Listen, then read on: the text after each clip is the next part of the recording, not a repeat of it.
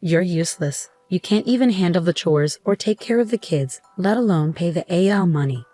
Kyle finally showed up at the hospital 3 weeks after my car accident, saying these mean things without caring about me lying there in the hospital bed. At first, I hoped Kyle came because he cared about me, but I was disappointed. I sighed deeply. Honestly, I had already been thinking about getting a divorce. I didn't expect Kyle to bring it up now, but I guess it's a good thing. It saved us both some trouble. Fine, I agreed quickly, which surprised Kyle. He didn't know I was already ahead of him. I wanted to tell him I knew what he was planning and was secretly laughing at him in my head. My name is Sarah. I'm a 40-year-old housewife living with my husband Kyle and our 7-year-old daughter Lisa. Kyle and I met during a group blind date and got married when I was 30. He was easy to talk to, and eventually I fell for him, and we started dating. Kyle was charming, the most handsome man at the table when we first met. When he showed interest in me, I felt flattered and proud. Kyle was incredibly romantic in our early days. He would surprise me with desserts and flowers at fancy restaurants for my birthdays, take me on trips for our anniversaries, and write heartfelt letters at just the right moments. I felt so lucky to have him and eagerly accepted his marriage proposal, imagining a life full of surprises and excitement even after marriage. But once we were married, things changed. Hey Sarah, my dinner isn't ready yet. I've been working all day, and you can't even have dinner prepared when I get back. You're so lazy. After we got married, Kyle started acting like he was the boss of the house and I was his servant. At first, I was shocked by how different he was. I thought he was just joking when we were dating. We used to laugh at each other's silly jokes. We imagined a sweet life where we'd call each other cute nicknames and stay lovey-dovey even after having kids.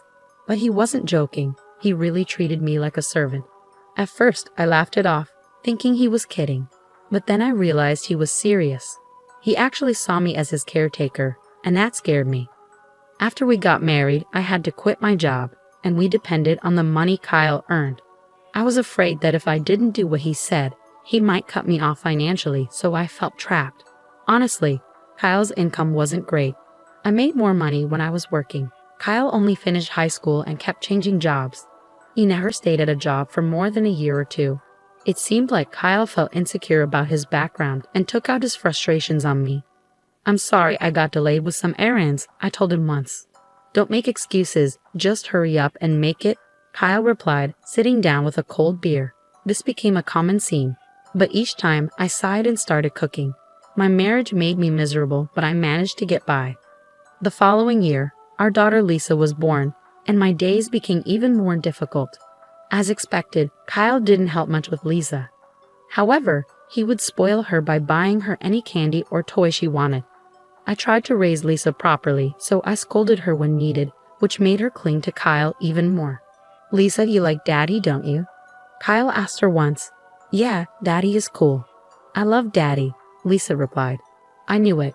I'm super dad, Kyle said, looking at me smugly. It was frustrating, but I couldn't help feeling glad that Lisa loved her father. I just sighed again. Despite spoiling her, Kyle never attended any of Lisa's kindergarten events like sports festivals or recitals. You know, there's a parent-child race at Lisa's sports festival. Could you participate? I asked him. Huh? Why me? You're free that day, you do it, he responded. But the sports festival could be a great time for us to bond as parents. It's on a holiday, so you won't have to work, I said to Kyle. Shut up. We're already close enough. Maybe you should work on your relationship with Lisa. She thinks you're mean, you know. You might want to fix that, Kyle said, laughing as he left for work. He called himself a super dad, yet he never showed up to school events. I worried that Kyle's habit of being easy on himself, but hard on others might influence Lisa. He continued to leave all the housework and childcare to me and was lazy at home. Now Lisa is 5 years old and ready to start elementary school, but Kyle was still jumping from job to job. He had just quit his factory job last month and moved to a food and beverage company. I'll be working weekends at my new job since it's in the food industry, he said. Looks like we'll hardly see each other then, I replied. Can't be helped. It's work, he said. Honestly, I was relieved because I was tired of Kyle ordering me around on weekends. Now, I wouldn't have to be nagged by him to clean the floor or serve meals quickly. But if Kyle was out on weekends, Lisa would be sad. It's better for kids to spend holidays with the whole family. I have work, so please let Lisa know, Kyle said. I couldn't really argue with Kyle since he was the one bringing in the money. Reluctantly, I went to tell Lisa. I'm sorry, but Daddy won't be able to go out with you on his day off, I said, frowning, thinking she would be upset. However, contrary to my expectations, Lisa seemed unconcerned. It's okay. If you're okay with it, then it's fine. You know he's not going to be here on all weekends, right? Daddy has been smelling strange lately, she said. A strange smell? I asked, puzzled. Lisa nodded and went back to her room. What on earth was she talking about? I've been so busy with housework and taking care of our child that I hadn't noticed much about Kyle lately. Our marriage was not like it used to be, and I tried to avoid being around Kyle to keep things calm. The strange smell Lisa mentioned might be from the factory, I thought. Factories often use special solvents, so it made sense that Kyle could come home with a weird smell. If that was the case, the smell would probably go away soon. Kids are really honest, which is what makes them so endearing. Despite what he said, Kyle started leaving the house early in the morning even on his days off, which was odd. He also left every weekday. If he was working weekends, he should have a day off during the week. He left without saying anything to me, so I couldn't tell if he was going to work or not. I became curious about what he was doing, leaving so early even on his days off. One day, I asked Kyle, "You seem to be going out every day off. What are you doing?" Kyle looked confused for a moment, then answered in an annoyed tone while scratching his head. "I'm working. I go to work voluntarily." "Really? But you should take care of yourself, or your body won't hold up," I replied. "Shut up. Don't complain about my job," Kyle snapped back. I didn't understand why he got so angry when he often complained about my housework and child rearing. I didn't believe what Kyle said. There's no way he, who usually avoids trouble, would go to work voluntarily on his days off. I knew this from watching him closely over the years. If he was that passionate about work, he would have stayed at his previous job longer. I'd also started paying attention to the strange smell that Lisa mentioned. Indeed, Kyle came home with a sweet, strong fragrance. This strange smell was not from the factory. Why hadn't I noticed this before? I blamed myself for being so naive and vowed not to make the same mistake again. From then on, I decided to watch Kyle more carefully, especially on weekdays when he said he was going to work. He seemed to wake up an hour earlier than usual and took extra care grooming himself. He appeared to be in a good mood on those days, which varied from week to week, sometimes on a Monday, sometimes on a Thursday. But it was clear that Kyle was happy on those days when he left the house. I went into his room to look for any clues. I felt like a detective searching a house. Since I always cleaned Kyle's room, I knew it well and didn't feel bad about snooping around. If Kyle had hidden anything, it would be in a place not easily seen. I searched carefully under the desk and bed. Finally, hidden in a candy tin in the closet, I found a bunch of letters. What were these? All the letters were from the same person named Patricia. They had been sent through the mail, the oldest letter from 4 months ago and the newest from yesterday. As I read the letters, I saw phrases like, "I regretted when we broke up, but now I really love you, and I want to go back to the time when I was with you." It sounded like something a lovesick teenager would say. At first, I thought maybe Kyle's ex-girlfriend was sending these letters on her own. But then I read a line that worried me. "I'm glad you like me again. I'm looking forward to our next date." This was from last week. It looked like Kyle was seeing this Patricia. Today he was definitely up to something. I took photos of the letters with my smartphone as evidence. I thought about taking the letters but didn't want to make Kyle suspicious. Even with these letters, I felt I didn't have enough proof. After thinking it over, I decided to hire a private investigator to check on Kyle. 3 weeks later, the investigator gave me the results. He brought photos of Kyle and Patricia close together in the park at night, and even a recording of them saying, "I love you," to each other. I accepted the facts calmly. With solid proof in hand, I went to the municipal office and came back with a divorce form. Now that I knew Kyle was cheating, I had no reason to stay with him. I planned to confront him with the divorce papers the next time something happened. I returned home and let out a deep sigh. I was acting resolved, but honestly, I was heartbroken. I was upset with myself for having married someone as careless as Kyle. I was thinking about resting a bit before making dinner when my phone rang. "Hello?" "Yes, Sarah. Do you have time to talk?" "Yes. What's going on?" I was surprised to get a call from my father. He usually doesn't call me. Actually, your mother and I were talking yesterday and we're thinking about transferring our assets to you soon. Huh? What happened? My father ran a company that sold imported goods to Japanese corporations. I was the daughter of a big company president, but I never told Kyle about this. I thought it would make me sound boastful, especially since Kyle jumped from one job to another. We're getting old and thinking about retiring. We thought about keeping the company going but didn't want to push it on to you, our only daughter, so we decided to step back. I see. I felt guilty about not taking over the company, but my parents respected my decision and had planned for the future. I was touched by their thoughtfulness. We're thinking of handing over our assets to you. Our total wealth is $17 million, but we're fine with just $3 million. We decided to give you the remaining $15 million. What? $15 million? I was shocked. That was more money than I could ever imagine earning in my lifetime. Yes, there will probably be inheritance tax, but you'll still have plenty left. You won't have to worry about living expenses for the rest of your life, Dad said. Thank you. I expressed my deepest gratitude to my father and mother and hung up. Soon $15 million would be coming my way. With that money, I wouldn't have any worries, even if I divorced Kyle. No offense to him, but he probably couldn't earn that much. I felt relieved and was in a daze for a while. I glanced at the clock. It was 6:00 p.m. I realized I needed to make dinner and checked the fridge, but there were no groceries left. I got ready to go shopping at the supermarket. My heart was light, but I also felt a sense of urgency that Kyle might come home soon. As I was hurrying across the last crosswalk to the supermarket, the light turned green. Watch out, someone yelled, but it was too late. My body was already in the air, and then I hit the ground hard. The sharp pain shot through my head, and without understanding what had happened, I lost consciousness. When I woke up, I was lying on a hospital bed. The first thing I saw when I opened my eyes were my parents and Lisa. Sarah, thank goodness, Mom said. Lisa was crying next to me. I gently stroked her head. You were hit by a car and broke both legs.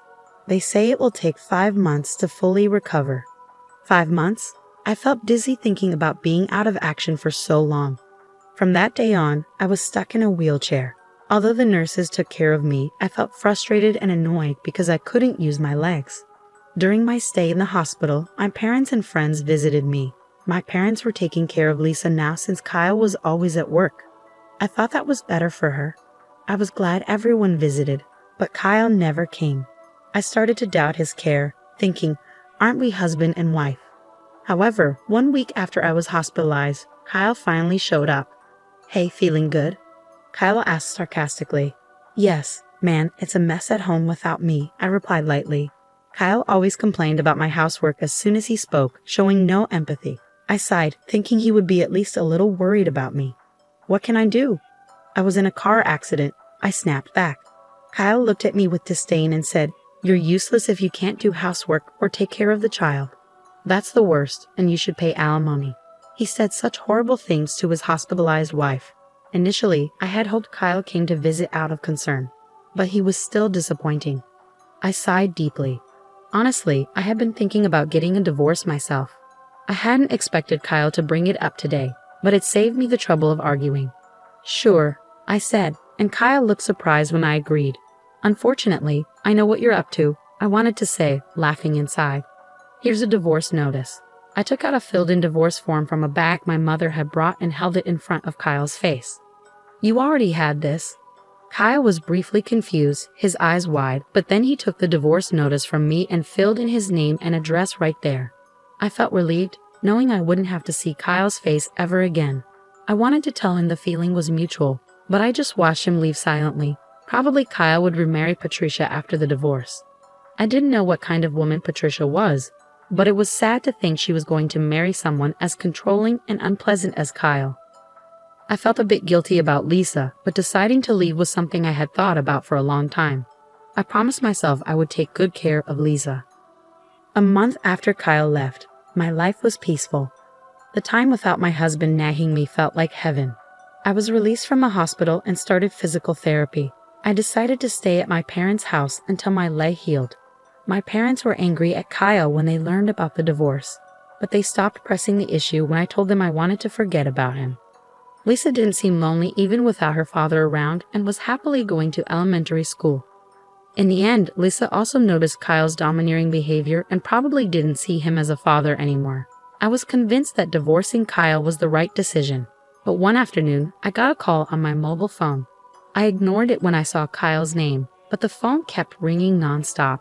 Eventually, I answered the call. "Hey Sarah, when are you coming back?" Kyle's words made no sense to me, and he sounded like he was about to start yelling. "What do you mean, coming back? You married Patricia, didn't you?" I replied. When I mentioned Patricia's name, Kyle sounded surprised and exclaimed, "How do you know that? Did you think I didn't know you cheated? That's why I asked for alimony." "Yes, that's right, but alimony and child support? I can't pay that." "Why do I have to pay alimony anyway? You, who never did the housework, should be the one to pay," Kyle argued. I was shocked to hear Kyle's argument. I had asked for alimony and child support through a lawyer, but he hadn't paid yet. I knew Kyle didn't have a lot of money, but he should find a way to pay. Yet here he was, saying something ridiculous like I should be the one to pay alimony. "I noticed your affair and gathered evidence. Did you see it from the lawyer?" It seemed that Kyle had already seen the evidence from the detective agency. That would make things easier, but him calling me was ridiculous.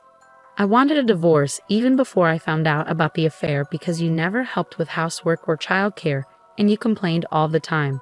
I'm not your housekeeper, you know, but it's good you're married now. You have someone else to look after you." But here's the thing, Patricia can't do housework. Before we got married, she said, "Leave everything to me." But once we got married, her cooking is terrible and she doesn't clean. I would have been better off with you. Marry me again. After all, you don't have any money, right? Lisa liked me too, didn't she? Kyle said, which annoyed me. What are you talking about? You divorced me and remarried. You're her partner, not my responsibility. And sorry to say, Lisa doesn't like you. And I have money. Don't lie to me. There's no way you have money. You were a housewife. You can't live without me. I had no intentions of telling Kyle about the fortune I inherited from my parents. But faced with his aggressive attitude, I had no choice but to reveal it. My parents are CEOs. Recently, I inherited their assets. It's around $52 million in total, so I can live without working for the rest of my life. I could almost visualize Kyle gaping on the other end of the phone as he heard about this fortune. You're lying. There's no way you have such a huge amount of money. It's true. If you want, I can have my parents tell you. With that, Kyle finally seemed to believe my words and fell silent. Then he suddenly yelled, "If it's true, why didn't you tell me?" Well, I wanted to tell you, but I knew about your affair and I thought the worst of you, so I thought it didn't matter. At that point, I hadn't yet inherited the assets and there was no issue of property distribution. Kyle bit his lip in frustration. He probably never imagined I had such assets. He must be regretting that he divorced me. But I didn't want to suffer his terrible behavior anymore. Can I hang up now? Please pay the alimony properly, reflect on your actions, and never call me again. Goodbye. With that, I hung up the phone. I immediately blocked Kyle's number so he couldn't call anymore. Mom, who were you talking to? Lisa walked into the room and asked curiously. Just a friend, I replied. But Lisa, do you want to go to the amusement park this weekend? Yes, Lisa smiled happily. Seeing her smile reminded me that her happiness was all that mattered to me. A few days later, I heard that Kyle had broken up with his new wife, Patricia. They argued because she wouldn't do housework, and Patricia ended up leaving him. Kyle, having been divorced twice in a short time, would probably find it hard to get married again. I hoped he would stay single for a while to prevent more people from getting hurt. After the divorce, Kyle lost his motivation and quit his job at the restaurant. He would probably find another job, but it might take him some time to get his life back on track. I felt a bit sorry for him, but his problems were his own doing. I blocked his calls so he couldn't ask me for money, and I avoided places where we used to go together. In my life, Kyle had virtually disappeared. Eventually, Kyle paid the alimony but ended up in debt. I don't know how he'll manage, but I hope he learns from his mistakes. I'm still living comfortably at my parents' house. They told us we could stay as long as we like. After my legs fully healed, I started part-time work at a local flower shop. Even though I don't need to work, I find it better to be active and leave the house. I work hard on weekdays and spend weekends having fun with Lisa and my parents. I feel more joy in life than before. and want to keep living happily with the people I love. I cherish these happy moments, especially when I see Lisa's smile.